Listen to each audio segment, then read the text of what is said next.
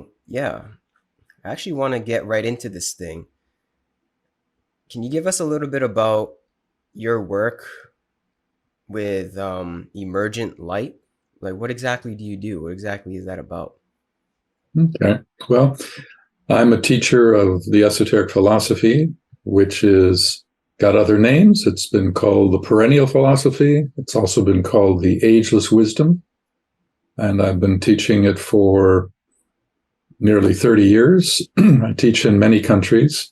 And it's Emergent Light is the name of my website, but basically I'm here in this life to commit myself to bringing this philosophy out into the world in a way that makes it more accessible, because the esoteric philosophy is, when you read the material, it can be a very challenging read. So my job, my calling, you might say, is to give it a language and an explanation that is more accessible to people. And that's what I'm committed to do and have been for all of these years.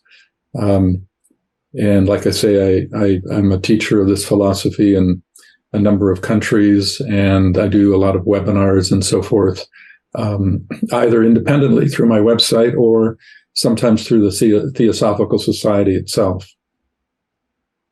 Awesome. Awesome.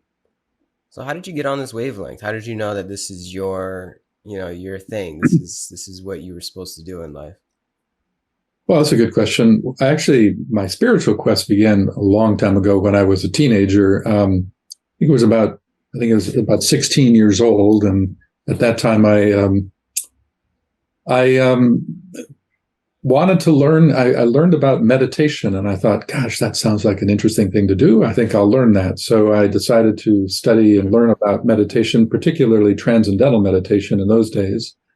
So I started my spiritual quest, you might say, and meditative life at 16 with TM.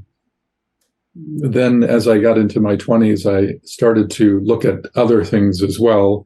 So I was reading a lot of Eastern mysticism, and I studied the Course in Miracles for a few years. I also got involved in some of the Buddhist tradition, and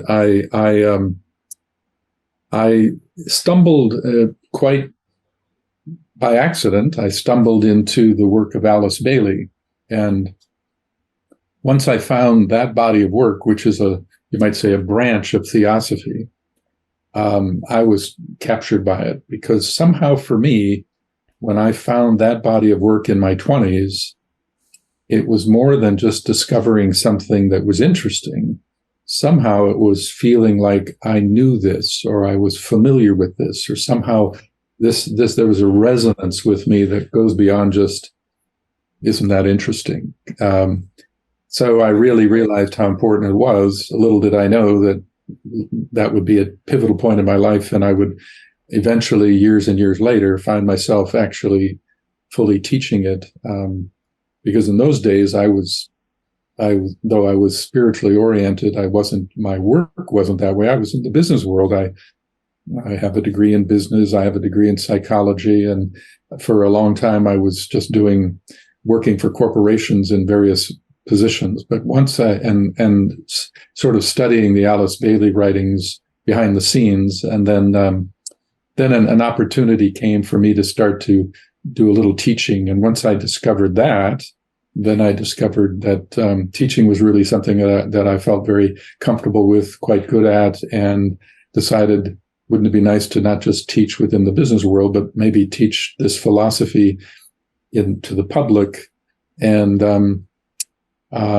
that's what makes my heart sing. So my journey started a long, long time ago. And although I still check out other things, I'm still very, very focused on this profound philosophy. Mm. So what is it about Theosophy? What is it about the teachings that make your heart sing? You said that it was something that you already knew, right? Almost like it unveiled something within yourself. How would you describe that, right? If to maybe somebody that doesn't know any better, doesn't know anything about Theosophy, why is it so poignant? Why is it so important to you? And not only you, maybe also potentially others as well. Well, for me, I've come to the conclusion that in previous incarnations, I think I had a lot of exposure to it. And so for me, Mm-hmm. it was um, coming back home in a way to something like that. And for the first many years, I would study this material on my own. I think it was for 10 years, I never met another person that was focused in the same material that I was. And that was fine because I was engaged with it and comfortable learning it myself. Most people that study this material and who are more relatively new to it often find it valuable to teach to learn it within a more of a group study group kind of process, and that is Yeah. wonderful. But for me, it wasn't that way. I was independent for a very long time, so This is but before the internet, right? oh yeah, it was before the internet, and Mm-hmm. so a lot of it. And then I actually I started studying it more formally through a school that was called the University of the Seven Rays. And I studied it for 5 years as a student. And then with that organization. And then halfway through that, I was invited to co-teach the same 5 year course with my teacher in Denmark. So for 5 years, I was both a student of this 5 year course, and overlapping that was being a co-teacher of it overseas. And we did that for 5 years. So it was really an intense period of time of both my own education as well as getting my feet wet with really teaching this material. But it really, the reason I love it so much is because it not only is it something that somehow I recognize, but it's also something that is spiritually oriented, but has no dogmatic qualities to it. It's a philosophy and not a religion. Mm. It's not. There are no do this and don't do that perspectives. It's what it is. It's a set of profound ideations, profound ideas that people are simply invited to consider these, and by looking through some of these philosophic principles, does life make more sense to you than it would otherwise? And so it's one of those philosophies that doesn't require an all or nothing acceptance. You take the pieces of it that really most resonate with you, and you're encouraged to use it. And so much of it is really based upon understanding your own psyche. So much of the path is really, the spiritual path is really an inner journey more than anything. It's an inner journey to discover a deeper aspect of oneself, and to realize that deeper aspect of oneself, we'll call that soul for now. That deeper aspect of oneself is the thing that we want to become more and more expressive of and live from. And so there's a whole study of what is called esoteric psychology, which is the real diving into the relationship between the soul and the personality, and understanding the mechanisms by which the soul tries to transform the personality, the lower self, so that the lower self becomes a more effective instrument in support of the higher self's agenda. So much of this philosophy is rooted in this dynamic recognition of our own duality internally, of both a higher impulse and a day-to-day impulse. We call that soul and personality, and how at a certain point in our evolution, that higher part of us is discovered, and then later one starts to commit more to it, and then realizes that the lower self has its own agenda and gets in the way. So there's a whole understanding of the process by which the soul is supporting the transformation of the lower self, so that that personality, that lower self, learns to become a more effective agent on behalf of the purpose of the soul. This is an area that is particularly interesting to me. Mm. Yeah, I've heard you say in a talk one time that in awakening is when somebody realizes the duality within themselves. It's when somebody realizes they have a soul. I guess another way to put it. Uh, is that an apt description? Did I describe that right? When we awaken, we awaken out of the dream of the ego, or maybe one could say the lower self And we see that there is a little bit more than just, I guess you could say, the five senses and the wants and needs of the body. There's another vantage point of what it means to be a human being, right? And that is, as you would say, the duality of the self or the soul, or I think you also say the causal body. So Mhm. is that an awakening? Very well said, by the way. Yes, you got it. That's right. Let's put it another way. For countless incarnations from the time of what is called individualization, which took place millions of years ago when the human kingdom emerged, and there's a whole fantastic mythology around that. But for countless incarnations, we've been evolving, and for the first bulk of our evolutionary history, each of us, the goal is to develop the lower self. Um, and we're not conscious of the soul in the sense I'm defining soul as, well, maybe I should define soul first here. The soul represents the sum total of the best of us. The soul represents the wisdom that has been garnered over the course of countless incarnations. And it also represents a higher quality of love that is inherent within what you just called the causal body. The causal body is the vehicle deep inside that is containing or holding the soul's consciousness, and it's what incarnates. We talk about reincarnation. Well, it's the causal body that moves from one incarnation to the next to the next. But that causal body and that soulful awareness for most of our incarnational history was unconscious to us, because the focus of the incarnation was to develop the lower self. But there comes a point, at a certain point, there's a certain incarnation actually, where for the first time, that personality, that lower self awakens to the soul for the first time. And it's quite a surprising realization, because it's an awakening to that higher quality of love, and awakening to a deeper a category of wisdom than the personality is normally accustomed to sensing. Although at the beginning of the awakening process, it's fleeting. It comes and then it disappears. But nonetheless, from that point forward, life is never the same, because at the same time that awakening occurs, it is said that the soul plants a seed deep within the recesses of the mind of the personality. And that seed is what will continue to perpetuate that individual to move more consciously toward more and more recognition of the soul deep inside. And in fact, in this philosophy, we often believe or say that the real path is only beginning at the awakening. Although one can argue that the whole journey, even from the beginning, millions of years ago, could be understood as the path. In this philosophy, we tend to use the word path as being the beginning at the moment where you discover your higher nature and recognize that duality within. Prior to that, though, for countless incarnations, there is nonetheless, obviously, a spiritual dimension to one's life. I mean, religion has been around a long time, spirituality has been around a long time, but the idea is that,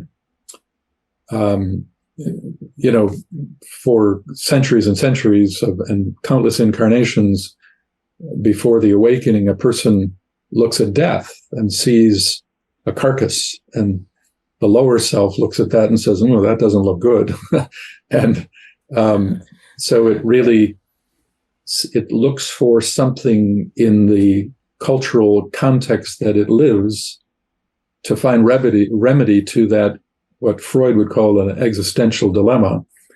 And what is the remedy to that from that perspective? That's what religion is for. Within all cultures, there's a spiritual religious agency that tries to create comfort to personalities, giving them the sense that death is not final at all, and there is a part of you that lives on, and that sort of thing, and it's based upon faith, which definitely has its place, particularly leading up to the awakening. And but there's a deep down hope that, the personality looks at this and goes, geez, I hope the priest is right. But after the awakening occurs for the very first time, when the awakening has occurred, and then from that point forward, there's another element that is starting to play out in our understanding of spirituality, and it goes beyond faith. It's actually experience. To actually experience the soul itself. I often tell people that, we're all looking for the divinity, and yet in a deeper, ultimate sense, we are the divinity we seek, because the soul in each of us is a mere component part of the greater life.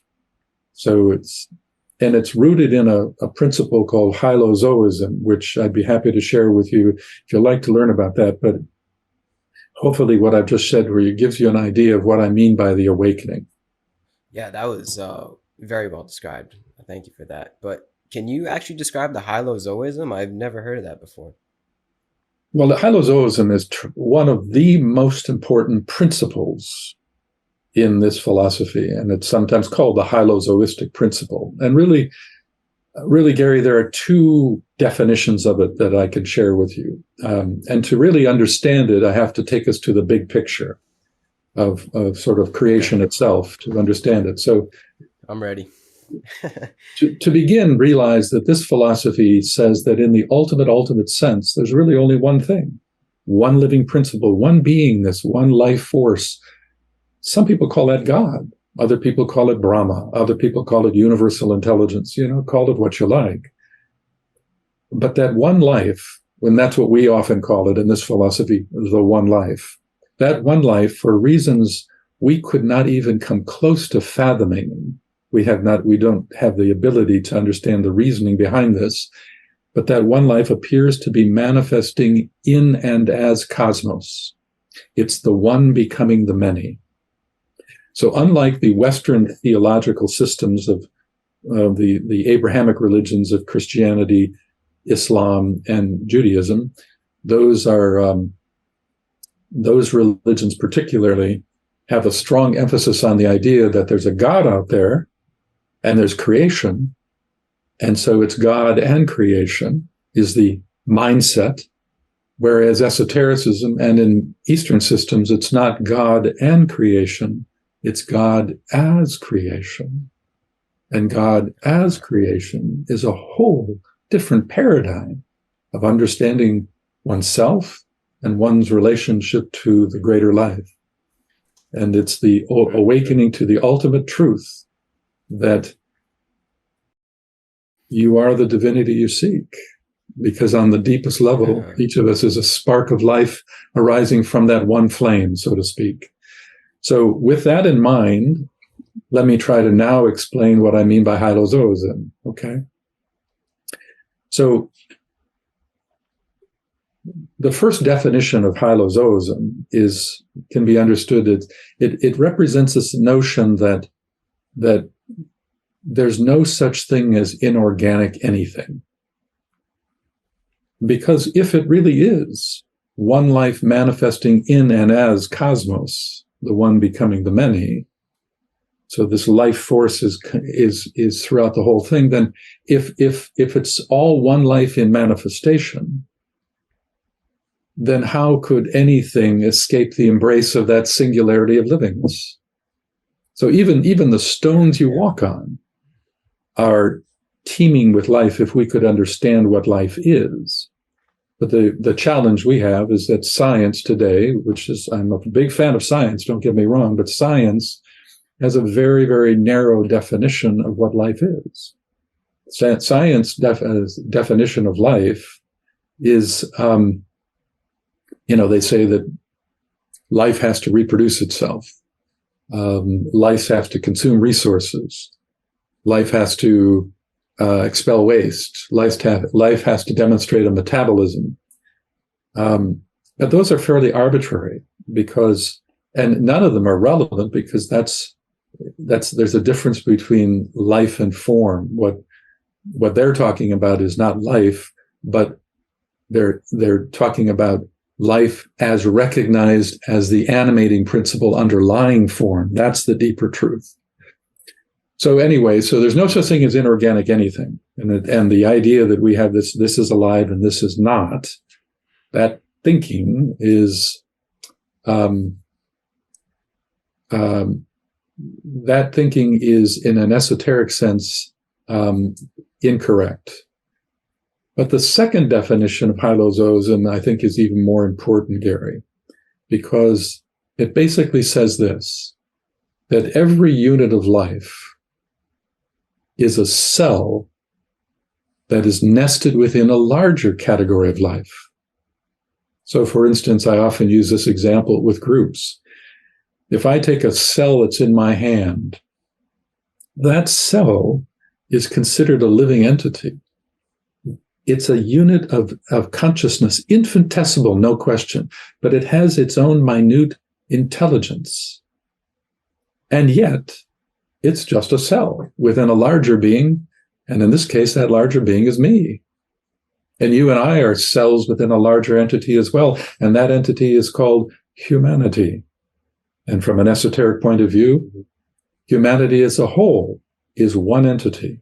And by the way, it has a soul and it has a personality. And there's a wonderful, I've got tons of things I can share with you about that, the relationship between the soul of humanity and its personality. And much of the conflicts in the world today during this crisis period is a battle going on between the soul of humanity and the resisting tendencies of the personality of humanity. That's another stream of conversation. But so the whole of humanity is one living entity, and it too, though, is a mere cell or a unit within a yet vaster entity. And that entity is called the planetary logos, which is the occult name for the entity that ensouls the whole planet. And that you and I as cells are, as individual souls, are mere cells of consciousness within its beingness. And in fact, the whole human kingdom in its totality is believed and understood to be the throat chakra to that entity. Now think about that. The sum total of all human consciousness is this vibration to that entity. Of course, that does beg the question, what's the function of the throat chakra? And the function of a throat chakra is, in a human being, is, in a spiritual sense, it's the chakra related to the manifestation of divine ideations and their expression as a function of service and upliftment to others. The same is true on a global level. The whole human kingdom is the creative outlet of the throat chakra to this planetary life. And yet that entity, which is a god to us, is a mere cell within a yet larger entity called the solar logos. And in that context, our planetary logos is a chakra within it. And on it goes. I could skip many levels here, and I could take it all the way to the Milky Way galaxy. The whole Milky Way galaxy it has, now it's understood to be over a billion stars. That's a billion solar logi. But occultly, that whole Milky Way galaxy as a single living entity as well. That's called a galactic logos.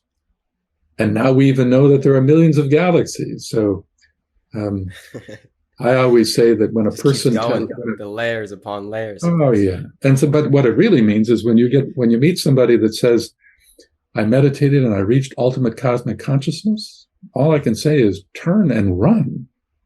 I mean, not even the solar logos can make that claim. So anyway, that's Hylozoism in a you get the idea, hopefully. I get the idea, yeah. It seems like getting back to the idea of awakening is realizing that we are a part of some kind of greater order. Mm-hmm. And it seems to be an order that truly goes beyond comprehension. But still, it's like waking up that you're not a separate individual. You're not a separate, like there is some kind of innate connection that you have not only to the earth and everybody, but also to the entire universe, God, you could say, that we are ultimately, eternally, infinitely connected. And when we get that spark, that light that comes on, the light bulb in the mind, we not only realize the connection like not from an outward level, but there's some kind of felt connection. Like there is something like that just lines up. Like there is some kind of internal alignment that we feel, right? And yeah, but we might not be able to picture it at a galactic level, but it does relate to that, right? It does, like when we do feel as though we have some kind of soul purpose here that aligns to humanity's soul mission, that actually does relate to the some kind of galactic universal mission in the cosmos. It's like something just lines up. Like for some reason, how I interpret that is that throughout throughout many incarnations, we were just misaligned. We were distorted in our way of living, and I guess rightfully so. That's how it needed to be to develop our personality. But once we get that, that light bulb moment, it's like something changes where we get the glimpse into like how we fit into some kind of greater order, and then from there you can't unfeel that. You can't unexperience that, you can't unsee that. Mm-hmm. um Mm-hmm. and it sounds so lofty, right? It sounds so grandiose, especially just how well you described it. It sounds like, whoa, it's like, what, do I really want to get involved in something that big? But it's like, once you feel it, there's no other way. I feel as though like once you get that glimpse into a sense of alignment within one's being, in oneself, there's no other way to live. It's like the idea and the metaphor of once you take the red pill, you can't go back into the matrix. You know what I mean? Yeah, yeah. So I applaud your description of that. I think that was great. Very profound, very profound. I don't really know what else to say. I guess maybe let's take it down to a more, I guess, what's the word I'm looking for? I guess just a more practical Sure, means of that, of awakening. sure, So once we get the glimpse into like our innate light within, I know we mentioned the seven rays a little bit in the beginning. Is that kind of what we wake up to? Like our purposes is kind of aligned with a sort of purpose of within something called the seven rays that has certain attributes related to our soul purpose, right? Could you hmm describe that a little bit? Like hmm what are these seven rays and how do they relate to our innate awakening? Okay, another big subject, but let me kind of give you an overview of it. And it kind of goes back to the beginnings. So when I mentioned that the one life becomes the many, it is also understood that as that one life becomes the many, initially, it divide itself into seven qualities of itself. And that's what we call the seven rays. So by analogy, it's like if you like, let's, like God is sometimes referred to as the light of God. Well, by analogy, if you were to take white light and project it through a prism, it will fragment itself into seven colors of the visible spectrum. Yeah, By like the analogy, Pink that's what we're Floyd album saying cover, happens. Dark Side of the Moon. Yeah. Well, by analogy, what I'm saying is that these seven qualities are just seven attributes of the ultimate divine one life, and that they intermix and influence all manifestation in terms of energetic patterns underlying everything that's manifest. But why it's important for we human beings is that your soul, your causal body, is actually on one of those rays. And to know your soul ray is to know the very purpose of your being, your existence, not just in this life, but for countless incarnations. And so much of the process of awakening to your own soul is also a process of slowly awakening to the nature and the qualitative patterns of perception that each ray conveys. So, for instance, a way to understand, think of a ray as being a lens through which life looks out at creation and the world. And your soul ray is one of those lenses. You also have a personality ray as well. That's another subject, but you have a soul ray that is with you for countless lives. And that soul ray is an organizing principle of perception, so that It defines how you look at the life, how you act and interact in and perceive reality and choose to interface with it, and even define many of your interests and your soulful purpose. It all ties into that. And so the study of the seven rays is a huge, huge part of this philosophy. And it doesn't even apply just to human beings. For instance, we know that, kind of going back to Hylozoism a little bit, we know that, for instance, social systems are living entities that are governed by rays. We know that a nation, like here in the United States is a being, as every country is. A country is a living entity. It too has a soul ray. It too has a personality ray. So, for instance, the United States has a second ray soul and a sixth ray personality. Or, like, let's say a country like France has a fifth ray soul and a third ray personality. I realize that doesn't mean much to your audience because you don't know what those rays really are. But I'm just trying to share with you the fundamental understanding of this sevenness that underlies everything. The number seven is crucial to understanding creation. And one of those seven rays is the ray of the soul itself. Mm-hmm. Yeah. Okay? So we each have two rays within us. Our soul is one, and then our personality is another. And when we get that message of awakening, they I guess they find some kind of coalescence, and they slowly be able to work together to, I guess, to, I don't know, Yeah. bring about a sense of purpose, a sense of well refined expression within the human being. Yeah, that's essentially right. One of the things to keep in mind is your soul ray is the governing ray of the soul for countless incarnations, while the personality ray, the lower ray, the ray of your outer garment, you might say, that's what the personality really is anyway. That ray changes every life. And so let us use a simple example. Let us say that a person has a second ray soul. Now, second ray soul, that's called the ray of love and wisdom. Now, people that have second ray souls, their service work in the world will often be related to, they'll be attracted to service that renders help to people through education. All desire to learn and to teach is a very second ray tendency. It also governs the healing arts. So let's say that you had a second ray soul. So that person is going to have a tendency, once they're awakened, they're going to have a growing tendency to find kind of spiritual attraction to avenues of opportunity that relate to either healing or teaching or some of the helping professions. Now, let us say that that person in this incarnation, let us say that they had a fifth ray personality. Well, that fifth ray personality, that's called the ray of concrete knowledge and science, and it has a lot to do with governing scientific inquiry. So people with a lot of fifth ray in them tend to have a scientific bend to them, or they are scientists themselves. Mm-hmm.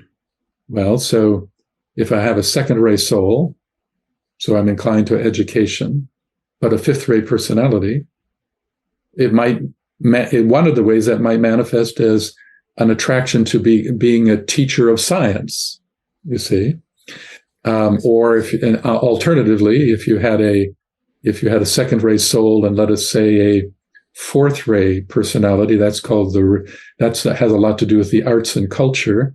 You might find that individual is inclined to teach again, but is very attracted to using teaching methods that support that utilize the arts and culture as a tool for effective teaching of whatever they're going to teach.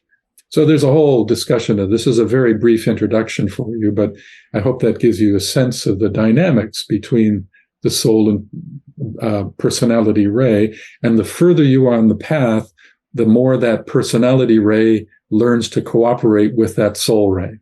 Wow. Yeah, that's pretty profound. It actually is it's profound, but it's actually very simple when you put it that way. When you can understand the rays and look at the attributes of them and how they express, it actually is quite simple. Like when I've looked up certain attributes of the seven rays from the Tapestry of the Gods book, I'm like, oh, this actually makes a lot of sense. Like it just resonates.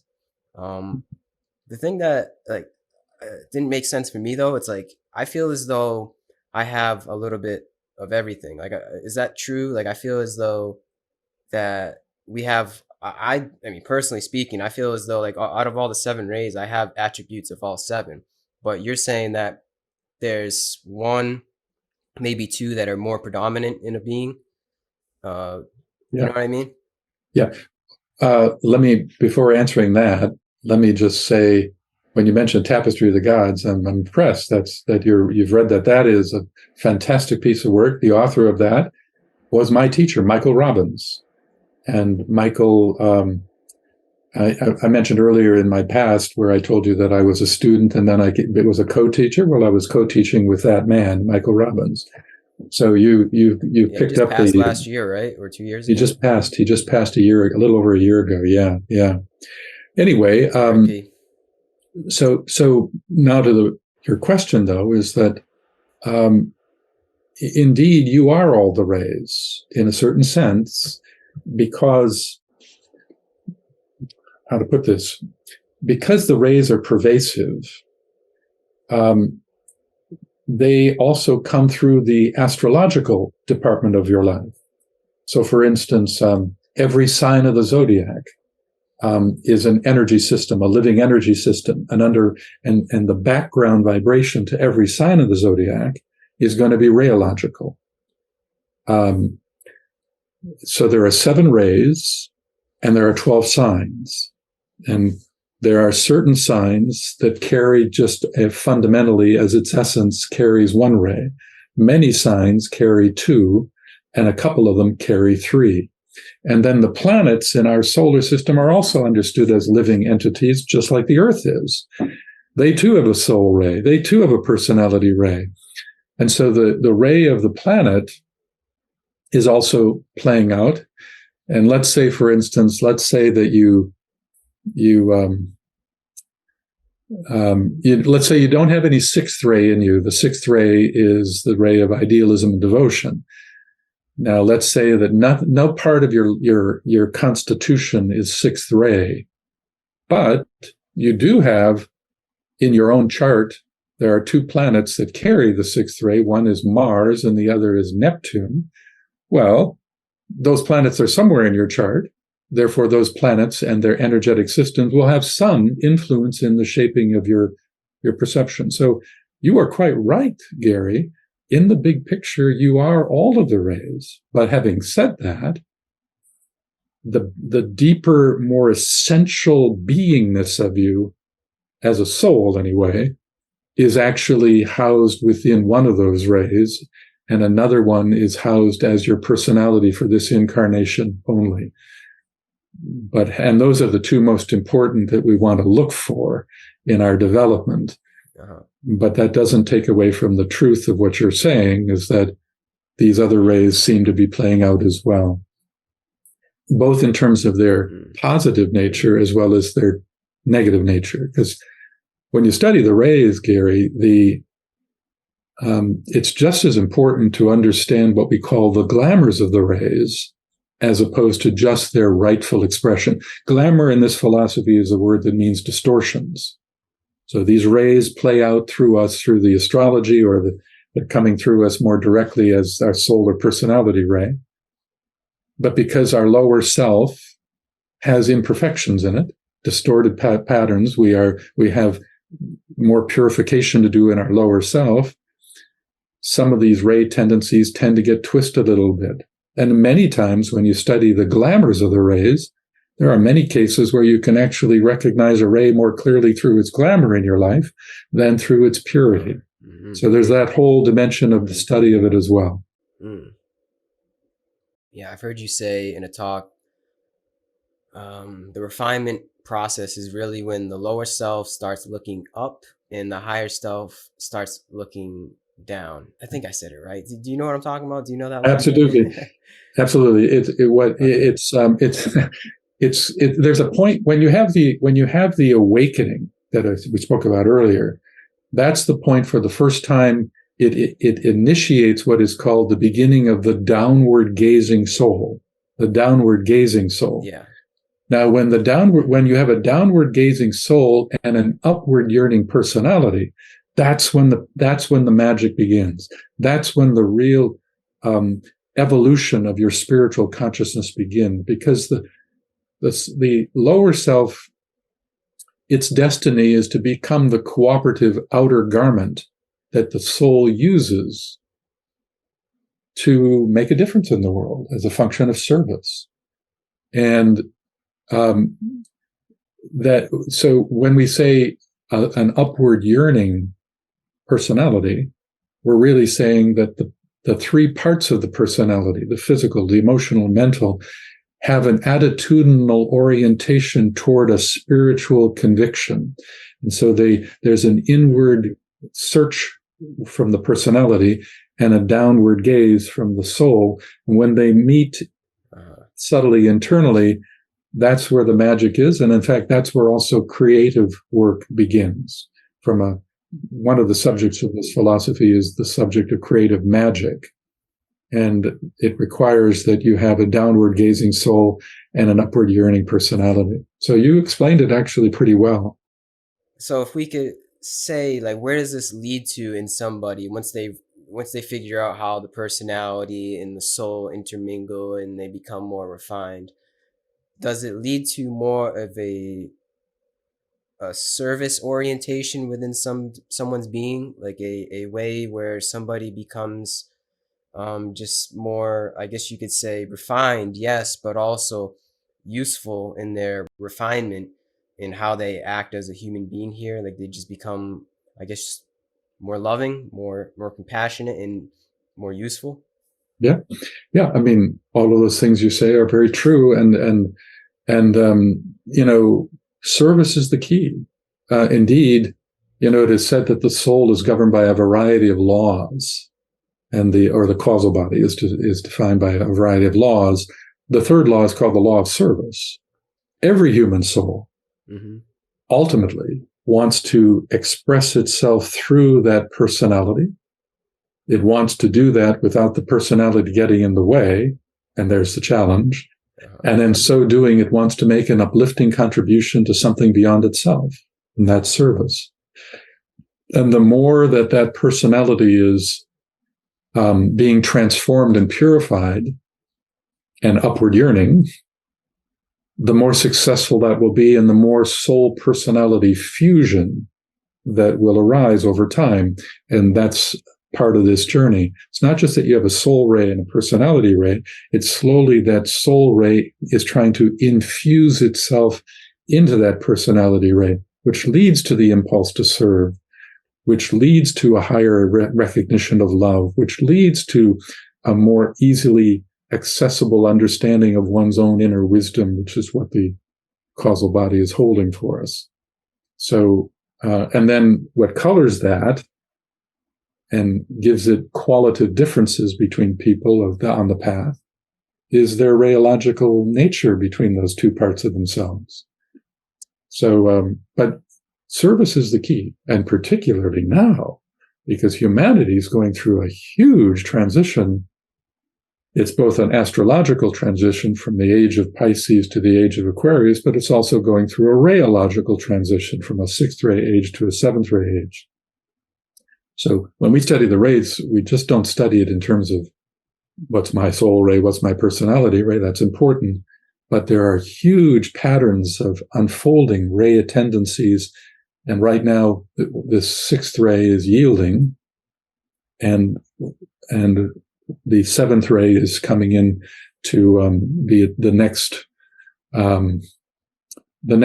energetic platform for human evolution. And the overlap between these two is what's causing, or is kind of the root of the challenges that the world is facing today, because two rheological forces are extremely strong at the same time. One's outgoing, the sixth ray, one's incoming, the seventh ray, and it's causing it means that two major rays are interfacing with the collective consciousness of humanity at this time.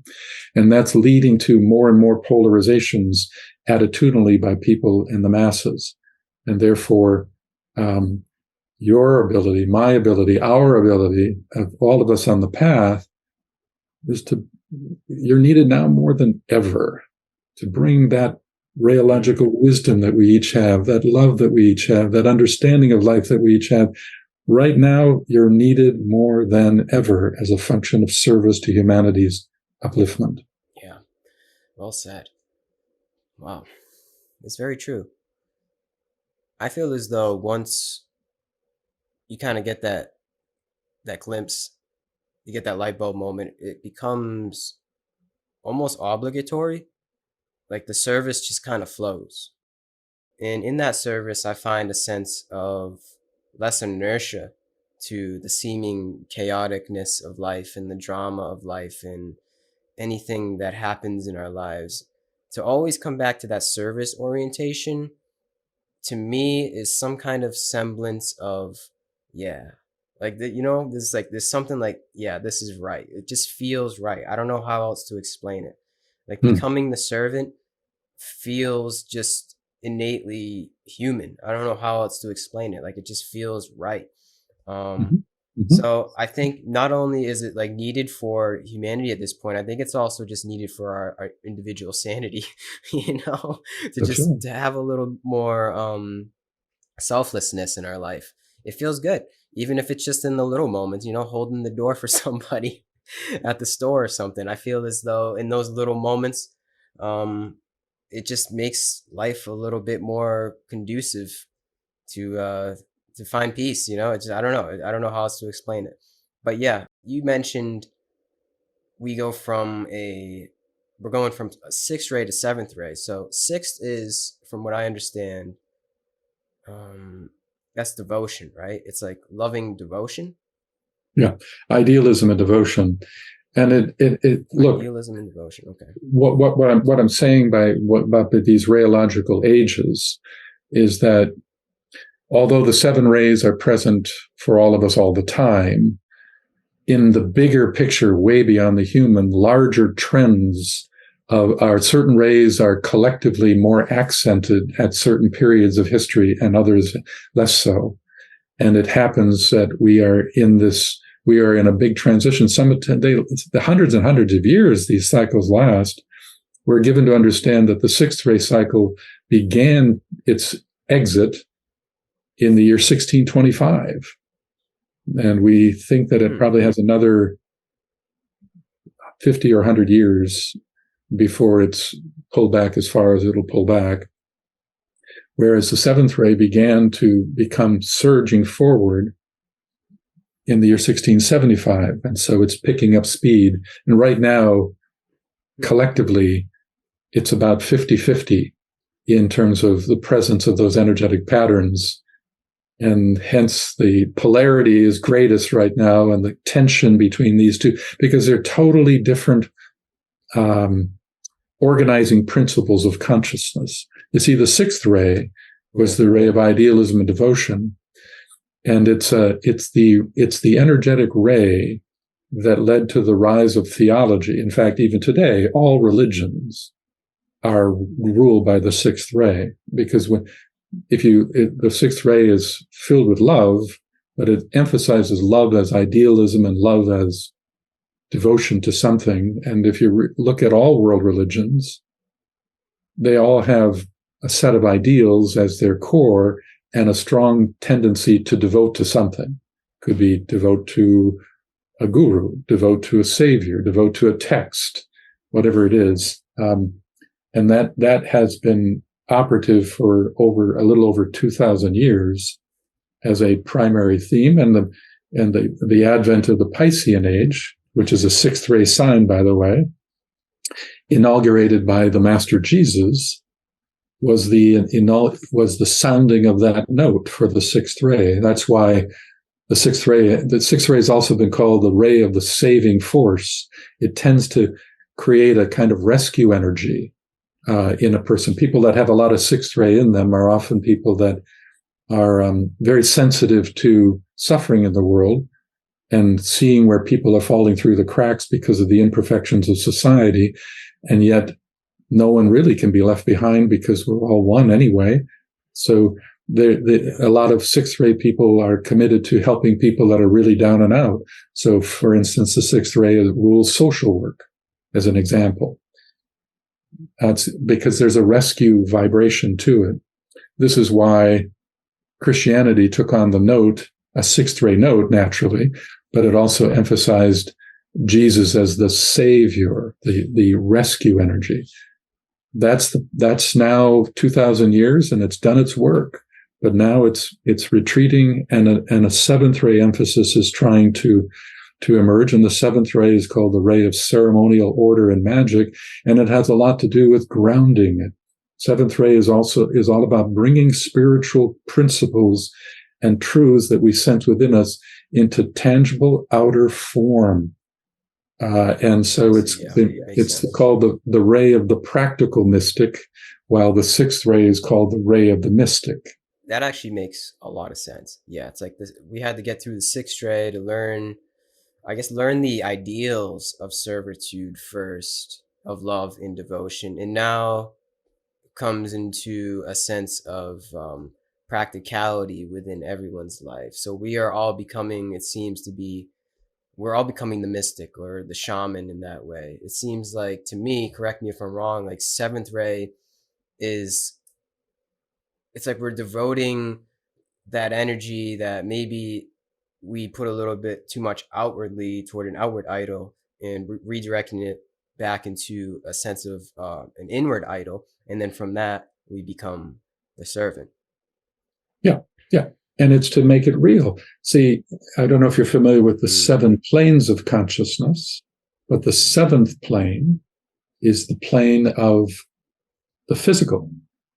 And so the 7th ray age is much more around the idea of bringing heaven to earth, to ground spiritual truths more effectively than they had been in the past, so that it supports all of us redesigning the patterns of human living, the structures of societal living that we live in, and getting into right relationship with things like Mother Nature, because we need to reorganize in a very tangible, outward, practical way structures of society that are more able to bring out the best of the human spirit through those structures, those social systems, that sort of thing. So this is why the 7th ray, which is the ray of the practical mystic, is all about personally, individually, inwardly reaching for the stars and really having that deep sense of mystical connection to the soul and the greater life, while at the same time be reasonable, be thoughtful, have a good mind, and be committed to practical, grounded expression. And that's the future. And the battle today in the world is the habit of the old is hanging on. In fact, it has been said by great masters that the greatest enemy to the future are the habits of the past. And in this case, some of the 6th ray habits are now working against us, and the need to transform those habits. Yeah, and the habits of the past come from our ideas of separation. That's right. Now That's right. we're getting the awakening into like, oh, wait a second, we're all in this together. Yeah, that's right. In fact, Gary, it's interesting you should say that. Another major principle, as given to us by great masters, has said this: that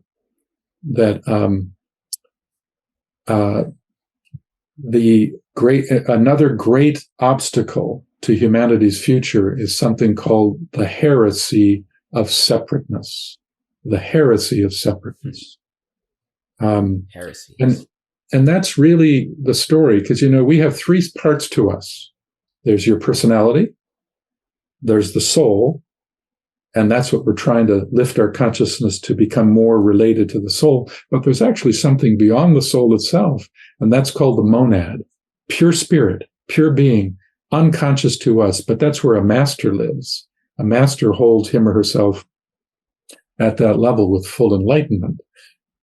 So, but each of those sections, each of those, what they're called the periodical vehicles, personality, soul, monad, each of them have a different relationship to the outer world. For instance, the personality on its own, with no soul influence, is governed by separative perspective. The personality, not only, that's where ego and pride arise through that personality tendency. It creates, it's the drive to demonstrate your uniqueness. It's also can generate envy. So the personality is governed by the principle of separateness. The causal body, the soul, is governed by the principle of unity. It's the soul in us that senses underlying the outer world, there's something interconnected, which is what you've been talking about, Gary. Something, there's a connection here. I feel connected to you. I feel connected to this and that. And so it is said that the soul is governed by the law of unity, whereas the monad is governed by the law of synthesis. So here's a way of looking at it. The personality says, I'm different than you. The soul says, I see myself in you. The monad says, I am you. Yeah. Yeah. Synthesis. I like that. It's like, it's both. It's, we are different and the same, yes. And it's bringing those together to find this beautiful dance of expression. And that is the time we live in. We're figuring out how to do that. We're figuring out how to synthesize the human experience. Yeah, that's right. It's quite powerful. And the world needs the soulful quality of unity much more than it needs the personality quality of separateness these days. We need to find unity. Yeah. And it's so based upon what is called the search for right relationship. This is a time when we need to be looking at the question of what is the right relationship. That if the world is trying to figure out how to be one, and that's really what's happening, and all of these lower tendencies of nations, the personality of humanity is fighting itself, national historical biases, all of these things are rising up in opposition. But if we really want to find our oneness and live it on an outward practical level, which is what the seventh ray is hoping to generate, there's no way we could really do that unless we collectively can ask the question, what is the right relationship that must exist between all the parts within that oneness? So what's the right relationship between men and women? What's the right relationship between a nation and another nation? What's the right relationship between a government and those it governs? What's the right relationship between humanity and Mother Nature, or humanity and money and resources? These are profound, important questions that are very important at this transitional time. And the more you awake to your soul, the more you awake to the subtle need to perceive life through the lens of what is right relationship. Well, that's why the sign of Libra is so incredibly important as a companion sign to the dawning Aquarian age, because Libra, in its higher nature, is all about the search for right relationship. So, and Libra has a fair dose of seventh ray working through it as well. So, yeah. Wow. That's pretty cool. I'm a Libra. Are you? Are you? Okay. Yeah. Okay. Well, All then you should know balance. do you know them? If you're, Gary, thanks for telling me that. So do you meditate? If you do, oh yeah, great. If you do, in the ancient esoteric philosophy, we have been given what are called keynotes, and they're like mantras, and they're said to be the voice of the soul speaking through a sign. So let me give you the keynote for Libra, because maybe you'll be able to use it. It goes like this. This is said to be the soul speaking in Libra. Here's the phrase. I choose the way that leads between the two great lines of force. Let me say that again. I choose the way that leads between the two great lines of force. Libra is all about decision making. On a lower level, it can lead to indecision.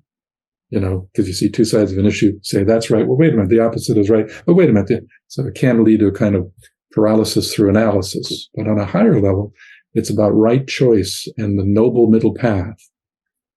Indeed, that's why Libra is one of the two signs that rules the religion of Buddhism. Taurus is the other sign. The Buddha said, walk the noble middle path. That's Libra. So anyway, I know you didn't ask me to speak with you today on astrology. That wasn't our agenda. You wanted to talk about the rays today. But just know that might be a useful mantra for you, or as an affirmation, just to put that out there for you. I like that. Yeah, I appreciate that. I feel as though I've held that in my being, just not spoken in that way, but I do feel I tread the middle path. I tread the middle way. Mm-hmm, mm-hmm. Good. Excellent. Yeah. That's awesome. I appreciate that. That's great. You're welcome. You're welcome. Well, so what do you think? Are we going to make it, William? Or is this, are we actually going to build heaven on earth here? We're going through a tumultuous time, one could say, quite the least. Yeah. But do you think like we're actually going to get to a brighter moment? I'm optimistic in the long run, a little pessimistic in the short run, because we're right now we're in the period of time where it's at the worst period, but in a certain sense. But in the big picture, if you look at the history of humanity, even in our darkest times, there is a resilience that arises out of the ashes. And so in the big picture, I'm utterly confident that we'll be fine. It's just in the little picture that we have a lot to struggle through, and that's what's happening now. And the disciples of the world are called the new group of world servers, the sum total of all people that are awakening to the path and feel a calling to make some kind of contribution. Their numbers are growing, and they're in their millions now, and they're coming from all of the ashrams. Oh, I forgot to mention that. We talked about the 7 rays. Well, each of us, according to our soul ray, is part of an inner ashram. The word ashram is interesting. It means spiritual home. And a lot of people think that when they hear the word ashram, they think something in India. But although India has some wonderful things going on in that sense, that's not the ashram. The ashram is not in India. It's actually deep inside in what we call the Buddhic plane. And it's where the soul, there are 7 ashrams. Each is defined by a ray. So if, let's say you're a 3rd ray soul, that means that your soul is a probationary participant or member of the 3rd ray ashram. And so your purpose as a 3rd ray soul, it isn't even your purpose. Your soul doesn't have a purpose on its own. It's an agent on behalf of the agenda of the 3rd ray ashram. And that these ray ashrams incarnate into humanity over the vastness of time at different intensities, at different frequencies. So right now, there are certain ashrams are needed in particular as we go through this crisis transition. Others are a little less needed, like the 6th ray. The 6th ray ashram, there are actually 6th ray souls. Those souls are pulling back and incarnating less and less, whereas other ashrams are incarnating stronger, because that rheological pattern that they carry is more needed at this time of history than it had been in the past. So it's a tapestry of these 7 rays, and in total, all of the people that are on the path from all of those 7 ashrams, that has a name that's called the New Group of World Servers. It's also called the World Disciple, as a collective oneness. And that group, much of the future of humanity and the crisis that we are going through right now, which is called the phase of the burning ground, that phase of the burning ground that we're walking across as a humanity our success in getting to the other side and really living a different kind of reality and supporting humanity to take its own initiation, a lot of the success of that rests on the shoulders of the new group of world servers. So some of your listeners may indeed be part of that. And I probably just added a little weight to their shoulders. But the truth is that it's a lot of the future is based upon how well we can bring our wisdom into the world as a function of upliftment.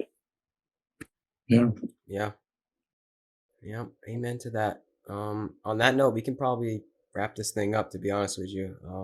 Okay. It's all up to us. If we really want to bring about this new world, it is truly up to us. But I feel as though it's like we don't change the world, like we change ourselves. We save ourselves to save the world. It's like it happens at like an energetic level, you know? I mean, there are definitely things that happen outwardly when one becomes a servant, but I feel as though a lot of the work per se is inner work through meditation, self-inquiry, you know, having the right kind of diet. I don't know, the list goes on, but it's all within our own lives. I think Yeah. that's the great thing about this, the path, the journey. It's an inward journey, and it's also quite simple. I think I said that before. It actually is simple, or maybe better put, it's that what comes from it is a simplicity of life. You know, like simplification of lifestyle. You know, It's true. yeah, It's a paradox. In essence, it's simple. And yet, to get to that simplicity, sometimes you have to work your way through some of the complexity to understand it, to get to the simplicity. yeah, So you're quite right. You're quite right. yeah. It is.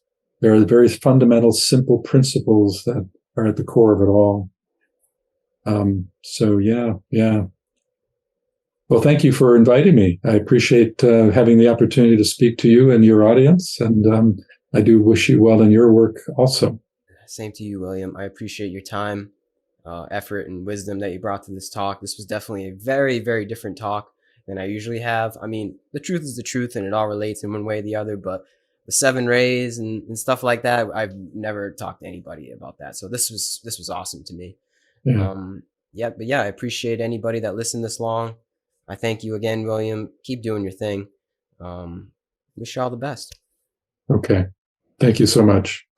And if you ever wanted to do it again, just let me know. So, okay. For sure. For sure. Okay. Peace and love. Peace and love, everybody.